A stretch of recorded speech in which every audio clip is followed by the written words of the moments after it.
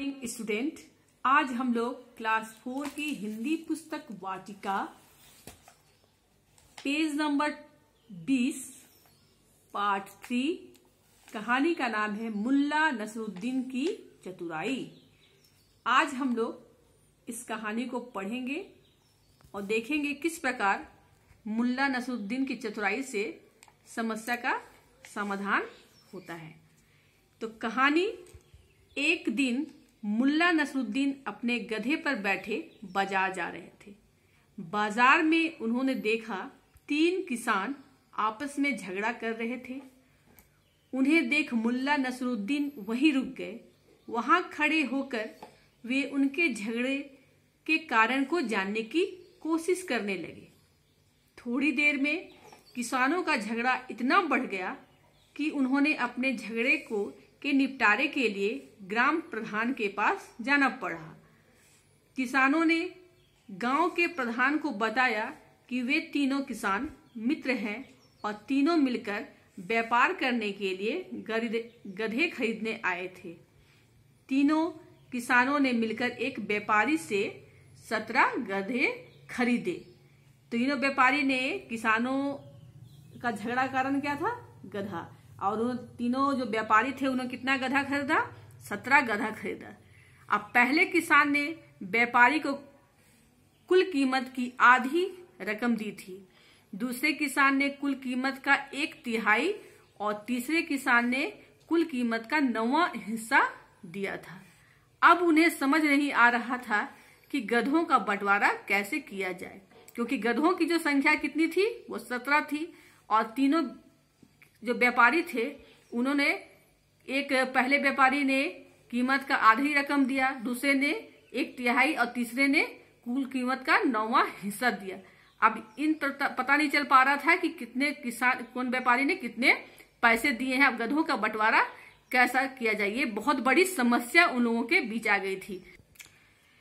तो किस प्रकार बंटवारा किया जाए, ये बहुत बड़ी समस्या उन लोगों के बीच हो गई।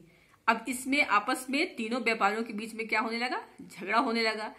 झगड़ा इतना काफी बढ़ गया तो गांव के प्रधान ने बहुत हिसाब किताब लगाया, उनकी समस्या का हल निकलने की कोशिश की, लेकिन कोई हल ना निकल पाए। मुल्ला नसरुद्दीन ने ग्राम प्रधान से कहा, क्या मैं इनकी समस्या को सुलझाने का प्रयास कर सकता हूँ? गांव के प्रधान जो था वो क्या हुआ, बहुत हिसाब किताब लगा रहा है कि किस प्रकार इनकी समस्या को, समाधान को निकाले। लेकिन क्या हो रहा है कि ऐसा कोई समस्या का समाधान निकल ही नहीं पा रहा है, क्योंकि यहाँ तो गधों की संख्या कितनी है? 17, और व्यापारियों ने कैसे कैसे पैसे दिए हैं। अब ग्राम प्रधान जो था वो भी काफी परेशान है।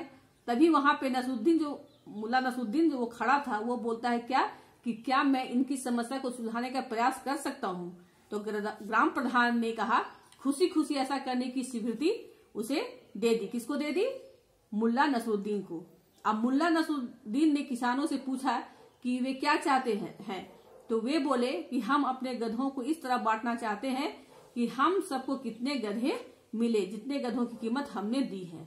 आप यहाँ पे जो व्यापारी था वो मुल्ला नसरुद्दीन से कहा कि हम लोग चाहते कि गधों की बंटवारा इस प्रकार हो जितना जितना हम लोगों ने अपना पैसा लगाया है। अब मामला यहाँ पे क्या हो गया, काफी दिलचस्प हो गया। काफी दर्शकों की भीड़ हो गई, इकट्ठी हो गई। मुल्ला नसरुद्दीन गांव के प्रधान सहित उन सबको वहां चलने के लिए कहा जहां पर सारे गधे खड़े थे। ग्राम प्रधान सहित किसान और सभी देखने वाले वहां पहुंच गए। मुल्ला नसरुद्दीन ने गधे गिने और वे संख्या में कितने थे? 17 थे। अब यहाँ पे गधों की संख्या कितनी थी? 17 थी। अब मुल्ला नसरुद्दीन ने अपना गधा भी उन गधों के साथ खड़ा कर दिया। अब गधों की संख्या हो गई 18। मुल्ला नसरुद्दीन ने अपने किसान को बुलाया और पूछा, अच्छा बताओ तुमने कितने रुपये दिए थे? तो वह बोला, व्यापारी ने, कि हमने जितने रुपये मांगे थे मैंने उनके आधे रुपये दिए थे। मुल्ला नसरुद्दीन ने कहा, इस हिसाब से तुम्हें आधे गधे मिलने चाहिए। मुल्ला नसरुद्दीन ने 18 गधों के आधे यानी 9 गधे पहले किसान को दे दिए। इस प्रकार पहले व्यापारी को कितना गधा मिल गया? 9 गधा मिल गया। अब उसने दूसरे किसान को बुलाया, उससे पूछा, तुमने व्यापारी को कितने रुपये दिए थे? तो उसने कहा मैंने व्यापारी को कुल कीमत का 1/3 रुपये दिए थे। मुल्ला नसरुद्दीन ने कहा, इस हिसाब से तुम्हें कुल गधों का तीसरा हिस्सा मिलना चाहिए। 18 का तीसरा हिस्सा हुआ 6। मुल्ला नसरुद्दीन ने 6 गधे दूसरे किसान को दे दिए। लोग विस्मय होकर मुल्ला नसरुद्दीन को देख रहे थे। सारे लोग चकित थे कि ये जो मुल्ला है जो कितनी चतुराई से गधों को बांट रहा है। सारे चकित हैं। मुल्ला नसरुद्दीन ने तीसरे किसान से पूछा तो उसने कहा, मैंने कुल कीमत का 9वां हिस्सा दिया था। मुल्ला नसरुद्दीन ने कहा, इस हिसाब से तुम्हें कुल गधों का 9वां हिस्सा मिलना चाहिए। 18 का 9वां हिस्सा हुआ 2। मुल्ला नसरुद्दीन ने किसान को 2 गधे दे दिए। किसान अपने 2 गधे लेकर खुश हो गया। अब ये इस प्रकार तीनों व्यापारी को उसका अपना अपना हिस्सा का गधा मिल गया।